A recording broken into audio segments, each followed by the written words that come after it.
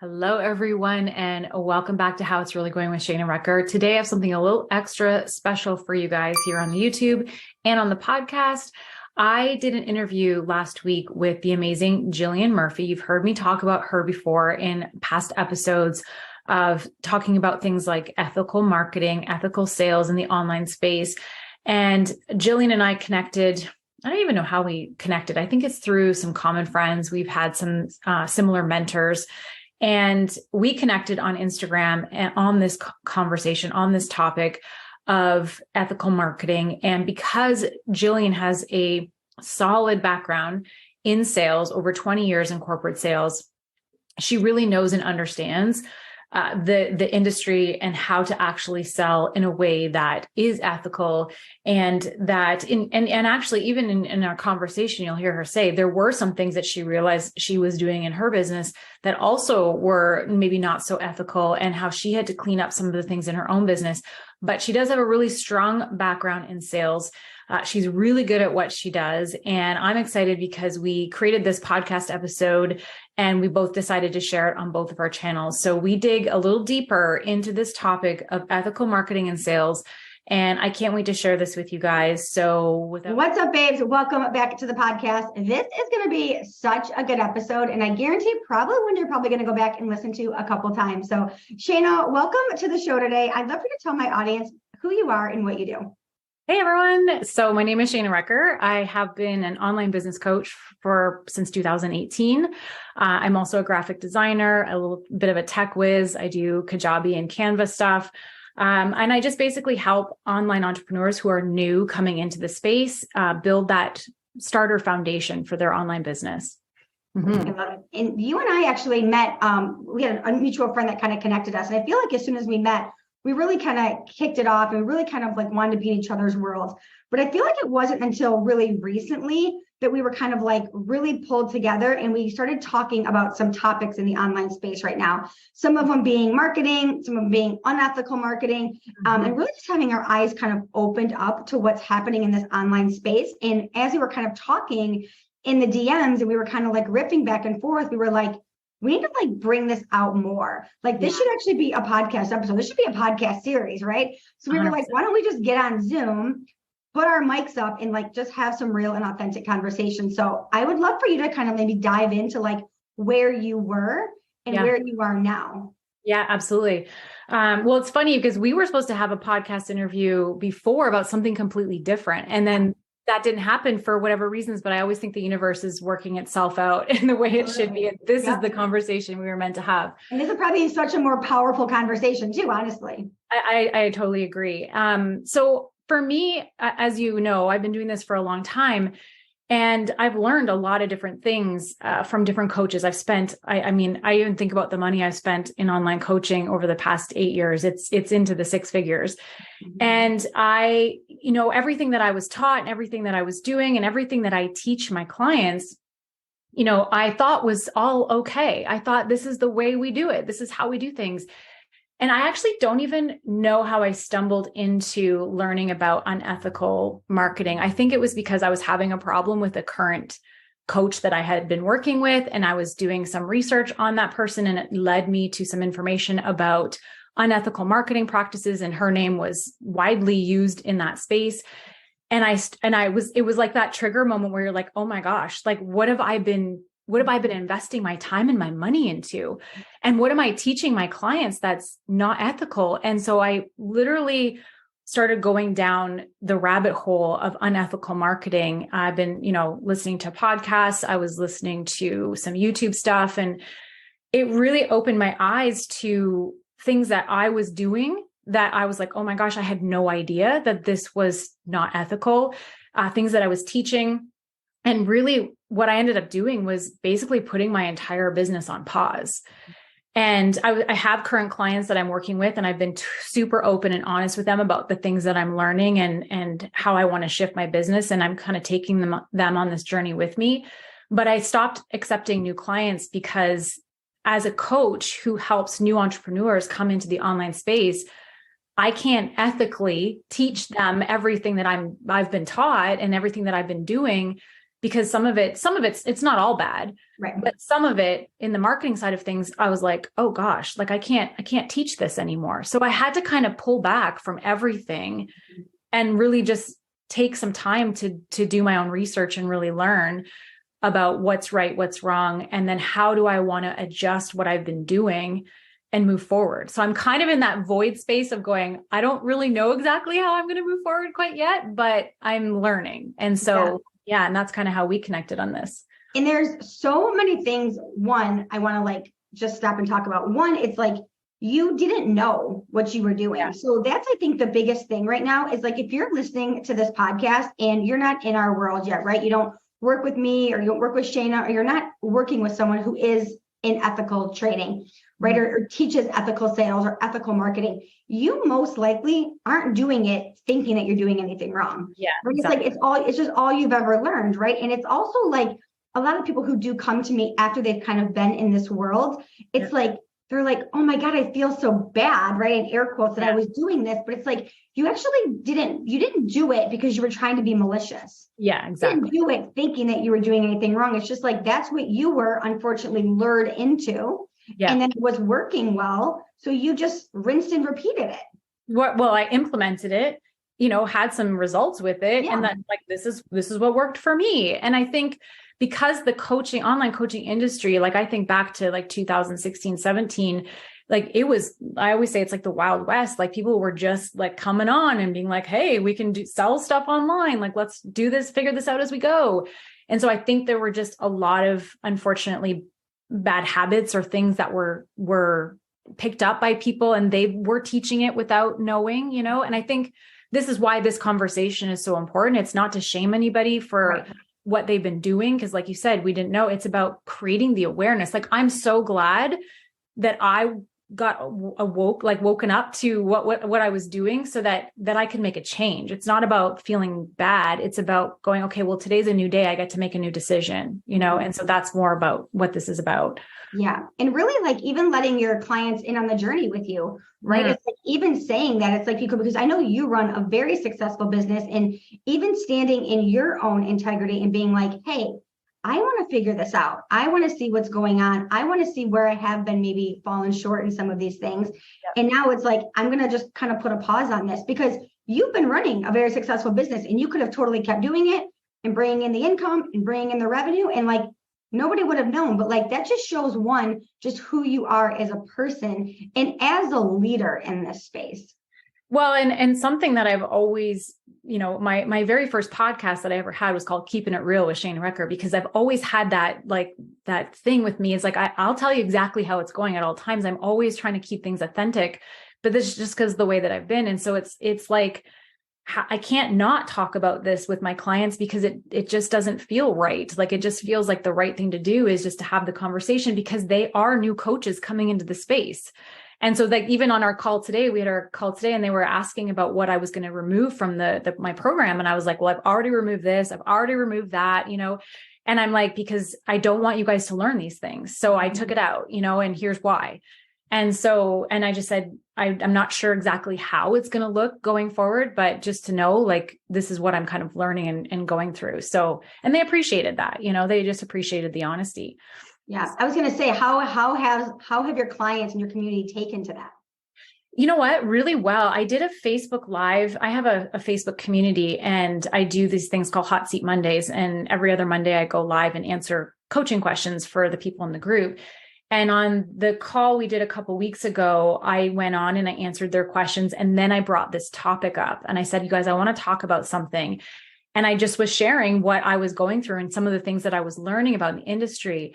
And there was so many comments on that video, just while I was live and even after the fact, of people thanking me and being like, I thought it was just me. And like, I've seen this, but I wasn't sure. And like, thank you so much for bringing this up and having this conversation.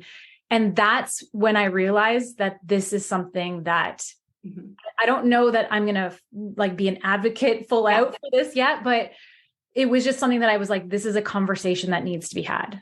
And that's, but here's the thing. It's a big, deep conversation. And I definitely am not I'm not the person yet to be able to educate on what actual ethical marketing is, because I'm still learning and it is a very deep subject. But I can talk about some of the things that I have been woken up to and my awarenesses in the subject. So yeah, and I definitely want to dive into that. It's really interesting. So, just talking about even like that awareness, right? And that thing of saying like, oh, I thought it was just me. I've noticed so many people kind of coming into my world and they have this like fear of asking questions. Yeah. They have this fear of like utilizing Voxer. They have this fear of asking questions in masterminds. And I've seen it more recently. Like when I first started out as a coach, I was like on Q&As, everybody was the first to raise their hand. And, I would have like open hot seat coaching and everybody was the first to raise their hand. And I've really seen this shift in like, even in my coaching programs, even in my masterminds of like people not really wanting to raise their hands. And it was really with like these new people coming into my world. And I would say like, hey, is everything okay? We have a hot seat question, hot seat calls and you're not really asking questions. And they would say things like, I know, but like, I know that like, if you ask a lot of questions, then you seem needy. Or I know that like, this is probably a basic question. And other masterminds that I was in, it was like, you should already know this. Yeah. Or I know that I'm paying you for Voxer, but I don't want to seem needy and like overstep boundaries. And I thought, people are buying into programs and people are buying into services and they literally feel bad utilizing them. So that's where like really opened my eyes up, is like I was seeing people coming in and they almost had this like they like this like almost like that like beaten wife syndrome. Like, hey, I want to be in your world, but like I don't want to ask any questions and I don't want to bother you and all these things. And I was like, that was when I first started seeing it. And then I kind of went down the rabbit hole too of like, okay, this is like a thing that people think is happening. So I went on the other side of like, how are these coaches talking to these people? What is happening on the other side? And I don't know if you know my story, but I invested in some of these coaches specifically to get into rooms. I hired some of them on Voxer because I wanted to see like what the conversations were like. And again, it's not to shame any of them, but I wanted to be in the room. And I was like, oh, this is why they feel this way. Because this is what happens when you answer a question. Or this is what happens when you ask a Voxer and they don't answer it for 37 hours later because it's out of boundary, right? Or, you're getting this weird spiral question. So that's where I really started to see this like unethical marketing. And I was like, okay, this is why it makes sense. But I would love for you to share, what were some of the key things that you started to see that were like eye openers for you? Yeah. And I just to touch on what you're talking about there, just before I share some of mine, is I've seen in the coaching space things like, if you have to ask me questions, this isn't for you. Like, if you know, like you should just, it's a vibe, it's an energy, it's a, whatever. And I think that's the kind of marketing that's been used that gets people feeling like they shouldn't ask questions because it makes them feel shameful. I should know these things. I should just know if I want to spend 10 grand on this program. And it's like, well, no, if you have questions, like you should be able to ask questions, right? Yeah, I got a girl. She recently just hired me for Voxer coaching, and I'll never forget. And she's probably listening to this podcast, and she's gonna be like, "Oh my God, this is me." But she literally slid into my DMs, and she was asking me questions about my mastermind. And then she was like, "Okay, I'm not sure this is the right fit for me." And I was like, "Okay, let me know what you need." And like a week later, she was like, "I'm really, really sorry, but I have some questions about your Voxer too." And I was like, "Okay, Don't you don't be sorry. Like, ask me as many questions as you want." So like I asked her questions about Voxer, and then she was like, okay, I know I'm being really annoying, but like I have some questions about your Voxer and I have questions about the mastermind. Like, can you just answer a couple more? And I was like, listen, this is a 4-figure investment. I will answer as many questions as you want and literally take your time. And she said that the way that I like approached that in the DMs made her feel so much better, because exactly what you just said, she was so used to people being like, if you don't know, then something's wrong with you. Yeah. Or it's just a vibe and you're either in it or you're not. Or like the people that ask too many questions, like there's just something wrong with you. Or it's like, because you're taking too long to make a decision, that's why you're not having like momentum in your business. Yeah. And I was like, I don't want people jumping in to investments with me, because that's not who I want to work with either. No, exactly. And that's the thing. I'm like, I'm grateful when people are asking me questions about my programs, because that means that that's somebody who's interested in working with me. Yep, And like yep. you say, I'll go back and forth in DMs all day long and answer your questions. If you're trying to make, like, if you're making the decision to try and join a program or not, like I want to answer your questions.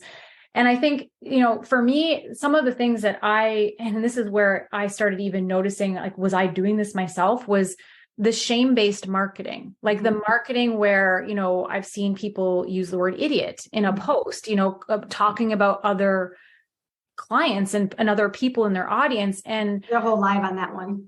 right. And like, just like, if you're not doing this, then you're wrong. Or if you're doing things this way, then that's bad, or, stuff like that. And I actually paid for a program that taught these things they're called thought reversals, where you're actually trying to manipulate somebody's beliefs and turn them around so that they buy from you. And I was like, I didn't realize in that moment that that's like really at the root of that. Like, you're shaming somebody for feeling a certain way and that they should know better and that you have the better solution for them. Yeah. And it's like that mean girl in high school. Yeah. Right? Like, you really don't like her, but you also like want to be her best friend. And that's how I feel about, the coach who calls their clients idiots. And you guys know who this is. I just did a whole live on this, but it's like, you almost like don't want to be in her world, but also like, if you're not in her world, you feel like you're not part of the cool club. Right. So there's this whole thing. There's that. And then, and I think that, cause I hear those kind of coaches as well, who have made a lot of money, talk about, don't put coaches on a pedestal and all these things, but then it's almost like they put themselves on the pedestal, being like, I can't talk to you unless you pay me $8 million. These are my boundaries. Like, I'm special, whatever. So there's that. And I think that is unfortunate, because that's what also makes people too afraid to kind of reach out and talk to the coach, because they feel like, oh, I have to I have to spend tons of money to be able to have that direct action with the coach. And it's like, if you're paying me, I'll answer your questions. Like, you don't have, you know what I mean? And I think the other thing that this has always bothered me, even prior to learning more about ethical marketing, is the use of luxury items and luxury in general as a marketing tool. And this is something that has always bothered me, because I've seen people fake this stuff in order to get the photos, in order to market themselves. And what really pisses me off about this is that it targets vulnerable people who are in a financially hard situation, who look at that and go, if I work with that person, I'll be able to buy those handbags and have those things and fly private. And and so they invest because they think that person has the secret. Meanwhile, if you were to do a deep dive on those businesses, how many millionaires are you actually creating? Or is it just you that becomes the millionaire? Right. Exactly. So that's been something that's always bothered me, but I didn't talk about it too much, because I was like, is that me just being jealous because I don't have that yet? Or is this actually an unethical practice? And I have since discovered it's actually an unethical practice. Yeah, that is so funny, because recently I actually just had this conversation with my team. So recently there's a coach that I personally follow, and she's always showing her car. Right. She's always showing her car. She's always in her car. She's always like, it's a Porsche, right? She's always showing her car. And it's like, oh, this is what you can do. This is what you can have. And like all the things, right? And it's like, she's literally using the Porsche to be like, when you work with me, or when you do things, or when you're in my programs, like, this is like the lavish life that you have. And it's so interesting, because I actually have a more expensive car. Like, I have a Range Rover, right? My car is actually more money than her. You guys never see my car on my stories, right? No. I literally look homeless 99% of the fucking time, right? So it's like, I could literally be doing that exact same type of marketing, but like, I don't promise that you're going to have a Range Rover or a Porsche or a house or any of those things. And like, it's just a vulnerable way of doing things. And it's exactly what you just said. It's like, people see that, and then it's like, oh, well, like, I want to be that, or I want to be part of that cool club, or all of those things. And I love what you just said. The majority of these coaches that are doing these things, look at their client testimonials. You got to talk about this all the time. Where are they? How many millionaires have they made? How many six-figure earners have they made? If they have thousands of people in their world, they should have hundreds of people getting successes. Exactly. But all you ever see is their success, their stripe links, their houses, their shoes all the time. You can look at mine and Shayna's stories any day of the week, and it's our clients' wins. It's our community's wins, right? That right there is the biggest red flag that I've ever seen, because it's like, you guys are making them the millionaires. Yeah. And I always say the best marketer will always win. They'll always win. Yeah. And I know that there's a coach particularly that you guys know I talk about all the time. You know, she lives in a very small town in Canada, Fire Redhead. You guys know who she is. And she literally rents out like other Airbnbs. She rents out other hotels. She rents out other houses to go and take her photos. And the reason that I know this, because I have a client that lives down the street. And she'll literally message me and be like, oh my God, she's doing a photo shoot like down the street from me. This is like so funny. So it's like, you guys are buying into so many things that like isn't even the right thing. And, you know, I had this conversation with my mentor, Chris Harder, and I had to like really get clear on this, because he said, you know, you're really bothered by these coaches. Yeah. Like there's a real like annoyance that you have with them. So is it about the balloons? Is it about the stripe links? Is it about the fancy cars? Or is it about their integrity? And I said, it's about their integrity. 1,000%. Because he said to me, let me ask you a question, Jill. I have a car full of garages that I show on my stories. Are you triggered by him? I'm like, nope. He's like, my wife, Lori Harder, shows all kinds of fancy balloons and fancy clothes. Are you triggered by him? I'm like, nope. He's like, so the issue is not the things that they're showing. It's that the integrity of the person behind it. And I'll tell you what, that was such a light bulb moment that I had with Chris, because I was like, that's what it is. It's not about the items. I don't care about your shoes, your clothes, your house. Not about that. The person behind it, because I know it's so unethical. Well, and to add to that, and I totally agree, that's such a great analogy that Chris shared. When I think about it, it's because I look at that and it feels unfair. And I'm just going to say this how it comes out, because I'm really good at what I do. I'm really good at helping people. I know what I'm doing for my clients. I get my clients' results, but I am not willing to do the low hanging fruit marketing in order to achieve success. So as one of the girls I follow, Ash Riley, had said, it's when we're not willing to participate in those unethical marketing practices, we're leaving money on the table because we're not willing to do those things. So I don't have a 6-figure month in my business. And, you know, not because it's not solely just because I'm not using Louis Vuitton in my marketing, but I guarantee you, if I were faking my success in order to prove that I was somebody special, I could probably get there a lot faster. Absolutely. But I'm not willing to do that. I'm not willing to do that. So, and I know for me, a lot of the mindset coaches that I've worked with have pushed this whole belief of you need to step into this $1 million version of yourself before you get there, which means you need to invest in fancy clothes and fancy whatever and all the things. And I remember buying a Louis Vuitton bag because I felt I needed it. And I was like, oh, I had a good month, so I'm going to buy myself this thing. And I always felt awkward carrying it. It just always felt weird. I rarely ever, you can go through my Instagram. If you actually see the video, if you actually see that purse in a photo, I would be surprised. I brought it to one photo shoot once and I still felt really awkward with it. And I finally sold it because I was like, I don't even want this. Like I bought this for all the wrong reasons. And it just felt gross. I'm not against having nice things. Don't get me wrong. Like I do love to have nice things. I'm against buying nice things for reasons of trying to market yourself to make yourself look like you're someone. Yeah. When you don't need that, like you don't need it. And this is where it's like having this conversation is about evening out the playing field. There are really good coaches out there who really help people and are really good at what they do, but they're not being seen because they're being clouded by all of this other stuff. And it feels unfair. Yeah. That's why I want to have this conversation. No, it's so true. It's exactly what you just said too. It's like, I know that there are coaches who are less talented than me, that are less marketable than me, that are less skilled than me, that are making 10 times, if not 100 times more than me, because they're willing to do the things that I'm not willing to do.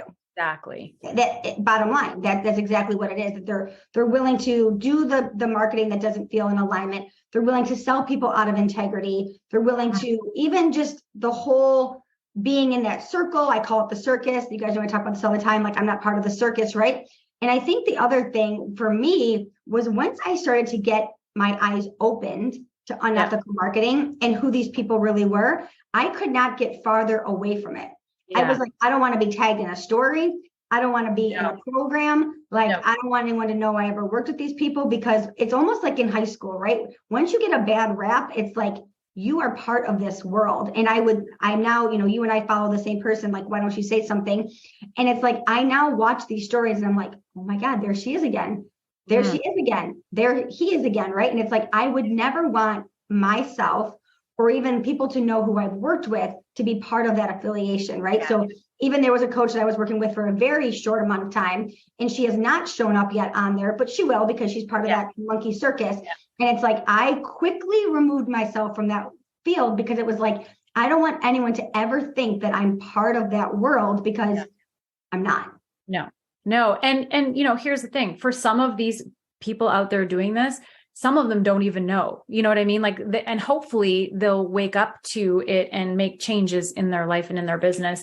But a lot of them are okay with it and are doing it, and actually will come at those of us who are talking about the unethics in marketing and say that we're just, jealous, or we're just this, or we're just that. So, it is kind of a weird spot to be in. But, the other thing I was going to say is, one of the other things that I am personally doing, and I see this in the industry and I've seen this talked about, is really looking at, where are my actual skill sets? What am I actually trained in that I am qualified to be coaching, and where am I not qualified? So I just actually said this to my students today, and you'll love this because I brought you into this, Jillian. I said, my skill sets are understanding the strategy and the technology of setting up your business. My skill sets are the graphic design. My skill sets are, I'm a creative problem solver. I'm really good at kind of figuring out how your program should look and all of those things.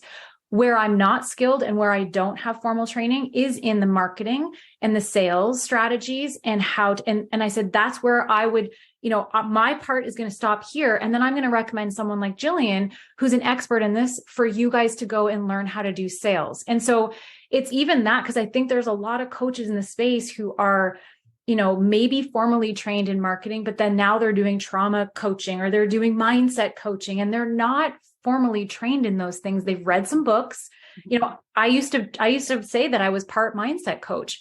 I didn't go to school for any kind of subconscious, any kind of training on that. I've just read books and had my own experiences and thought that was enough, but it's not, and so recognizing some of that as well as some of the shifts that I'm making. Yeah, it's huge, and I think a big part of that is maybe you get into these bigger programs, right? Where at the top, right, the top at the circus, they're teaching all of these things. So then you think like, okay, well, I can teach content now, and I can teach mindset now, and I can teach subconscious reprogramming, and I can teach, all these things. And then that's how even a lot of these offers are being created, because they're just reproducing all of the same things. And it's like, what is your skill really in? And I always say that part of the reason why a lot of these coaches aren't getting their clients results, they're just making a lot of money for themselves, is because when you aren't skilled in something, you can only regurgitate it. You can't actually teach it, right? Yeah. Just like I'm not a tech person. Somebody asked me a tech question today. I was like, this is as far as I can get you. Go to kajabi.com. Here's my discount code. Come to me. Go see Shayna, right? Like, I cannot help you. So it's like, that is such a great example of like, when you try to be all the things, which I think is what a lot of these coaches are doing, because that's how they're making their money, right? And the other thing is like, they're just really teaching you a puzzle piece every week or every month. And that was the other thing that I really don't like about this space right now, is that I feel like people are really just kind of teaching you bits and pieces of stuff. And even I started to see that in my own stuff. And I had to be like, okay, time out. Me too. Like, I'm like, I don't like this. I don't like that I'm teaching something to someone for a week. And then it's like, okay, if you want the next thing, come along to the next thing. I was like, that feels gross. Yeah. I'm going to just give you like the whole fucking toolbox and come with me for 6 months and I'll teach you everything. Right. Yeah. So even that, I had to like stop and be like, okay. And, I'll tell you, like my mentor, Chris Harder, said, I know that this other life, this circus life, this micro offers, all these things is super flashy, but it is the number one way to burn out your audience. Oh, and for sure. Coaches will be gone in 3-5 years. He's like, they will be gone. And not only burn out your audience, but burn yourself out. Like I got burnt out because I got caught into that because the coach that I was working with at the time was teaching that how you can just, come up with all these different offers. And so I was like, well, that must be what my audience wants. Let's take pieces of what I know and start selling it individually. And I was like, each month I was like, okay, what am I teaching this month? And what am I going to, and it was like, it became overwhelming. And I was just like tired, Yeah.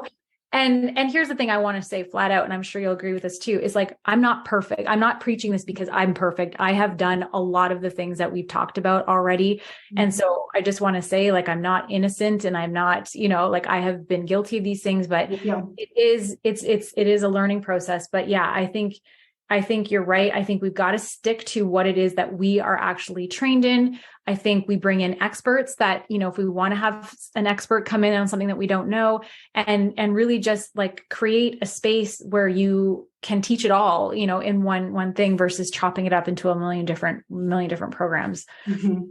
So I know you and I have really gone down, like really learning more about ethical marketing. I know we've done some reading, we've listened to some podcasts. Where would you say someone who wants to learn more about this should really start? Well, the one account that I've been following is Ash Riley, and she's Ash Rising on Instagram. That's where I've started, really looking at her stuff. I've joined her Facebook community as well to just learn more. Obviously through Eva's account. What is it again? It's called Why Don't You Say Something? Yeah, Why Don't You Say Something? So that really opened my eyes to a lot of things. She's been really helpful in learning. And then so here's the thing I will say, and I've been also looking for content on YouTube, looking for people talking about this topic. But I will say I keep myself distant. Like I will watch something, but I don't take it for gospel kind of thing. I listen and I just decide what I feel is right and wrong, because I do feel at this point of the game, there are people who are starting to see a way to even have their own benefit from talking about this stuff, if you know what I mean. Yes. So it's like looking at people who are coming at this from an authentic, like, I want to have this conversation space, not a, hey, this is a great topic to get lots of views on my video. Yes. So like, hey, I'm going to do a master class on this for $97. Yeah, because this is the big topic right now. And so it's discerning between like who's in it for their own personal gain, but who's in it for really just having the conversation. So, I realize there's always two sides to every story. And I'm at this point just really wanting to educate myself so that as somebody who does help new entrepreneurs come into the online space, that I'm doing my best to help them learn the best and most ethical ways to start their business, and then pass off what I'm not skilled at and not, a pro at, and pass it off to pros like yourself when I'm kind of out of my realm, sort of thing. And I love that you said that. We'll wrap this up with that, but I love that you said that, like, we're definitely not perfect. And you guys, I've been guilty of so many of these things. I mean, even as something as simple as like the way that I set up one of my things on my membership, I was like, oh, well, that's how they do it. Yeah. And it's working really good. And like, they don't have a contract, and they said, I don't need a contract. So I'm just going to like set it up on this like terms and condition page. And I'll tell you what, like, I got burned on it. And then I was like, oh, like, there isn't an actual contract, and this isn't how it's done, right? But because I didn't know any better, I was just learning from someone who, again, that wasn't their zone of genius. Yeah. She's not a contract attorney, right? She's not a trademark attorney. She was just like, oh yeah, this is like how you do it, right? Yep. I learned that you should just send people PayPal links. That's not a great way to bring people into your business, right? So know that the way that we're able to talk about these things also is because we've learned. Yeah. Maybe we've done it the hard way. I know that I went back through a lot of my content and I was like, okay, I probably shouldn't have said it that way. Yeah. That was a little triggering. I'm going to remove that post. There was a couple that I was like, okay, I should have been a little nicer the way that I said it. So while I'm digging deep into this, I'm also doing a lot of self-reflection and saying things a little bit different, or saying things a little bit, not as brash. And that is my personality. So that is who I am. Yeah. But I've also seen like, okay, I saw like how people were marketing, and I just kind of like took to that. And now I've seen like, okay, I see why that could feel that way to my community. Yeah, absolutely. And I will just touch on one thing before we wrap up. the contracts, and I agree, like contracts and things like that need to be in place. And at the same time, we're human to human business, you know, I've had contracts in place with clients where the client came to me a couple months into the program and being like, I don't think this is for me. I think I made a mistake. Is there any way I can, be, and I'm like, absolutely. She was on a payment plan. I'm like, absolutely. Like, we had a couple conversations just to make sure, but then I was like, I'm not going to make you continue to pay for something that you don't need or want, and let them go. Like, yes, there was a contract in place, but you're also a human, and I'm not going to force you to stay with something that so there's, like, it's about having the boundaries and things in place, but also being human. And a lot of the coaches out there, they disregard anything that's, if you're having issues financially, or if you're having issues, or you just don't want to be in that space anymore because it doesn't align with you, they're a hard no. You've signed the contract. And in fact, not only did you sign the contract, but if you want out, you actually have to pay more money. Pay more to get out. Yeah. Right. And it's we're going to charge you to get out of the contract. Yeah, absolutely. Right. And so, like, at the end of the day, like, if we can just really be human and treat people with respect and dignity, and, sure, have some of these things in place, but also have that flexibility to see people as humans and be ethical in that way. Because here's the thing, at the end of the day, it's up to us to protect this industry. Yeah. Industry will go down in like a burning fire bin of garbage if these coaches who are continuing to work in this way keep leading the game. And so it's up to us who see the things that need to shift to stand up and talk about them and make the changes, even though it's hard. It's hard for me. I'm basically having to shut down my entire business right now to reevaluate and figure out how I want to move forward. That's not an easy thing to do, but I'm willing to do it because I want to protect this industry.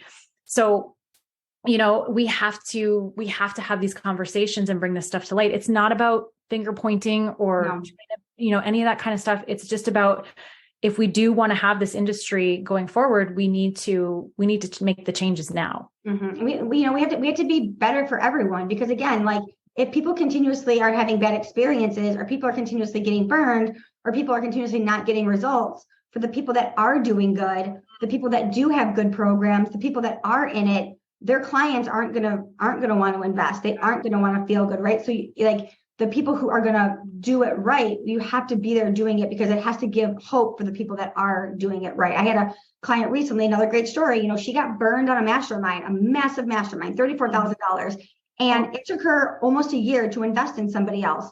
So it's like, people are hurting out there from bad investments. They're hurting out there from bad contracts. They're hurting out there from no refund policies. So it's like, when you are a human and you are standing in your integrity and you're showing that there is still good in this space, that actually brings more life back to it. Yeah. And I think that's why this conversation that we're having and that I see other people starting to have are so important, so that we can clean up the space, clean up all the leaky energy things, and move forward in the right direction. So good. Shana, where can my audience find you? So on Instagram, I am Shana Recker on Instagram, and then my website, shanarecker.com. Those are the two main spaces that connect you to all the things. So amazing. We'll put all of her information in the show notes. I'm sure we'll have her back for a part 2, maybe even a part 3. Shana, thank you so much for having this conversation with me today. It was absolutely so needed. Thanks, Jillian.